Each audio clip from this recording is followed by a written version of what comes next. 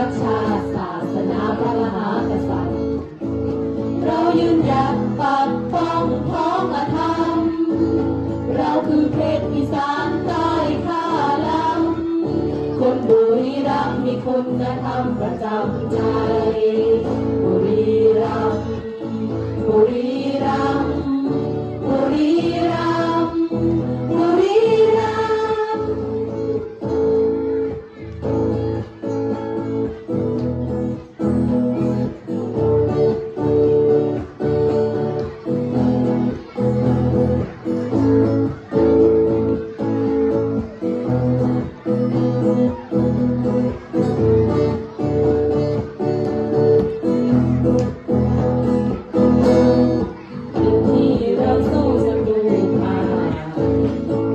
ดินที่ยิ่งใหญ่ในอีสา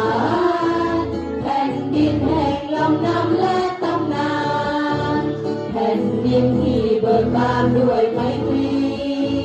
แผ่นดินที่ผู้คนต้องขวนขวายแผ่นดินที่เกรียงไกรด้วยศักดิ์ศรีแผ่นดินที่มีรักสามัคคีแผ่นดินที่รื่นรมสมเป็นไทยแผ่นดินนี้บุรีรัมย์จำหลักจิตแผ่นดินนี้มอบชีวิตไว้ให้เราบำรุงบุรีรัมย์ให้อภัย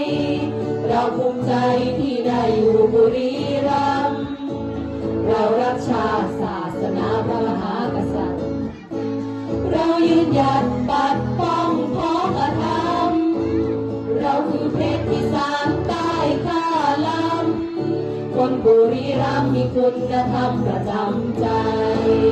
บุรีรัมย์บุรีรัมย์บุรี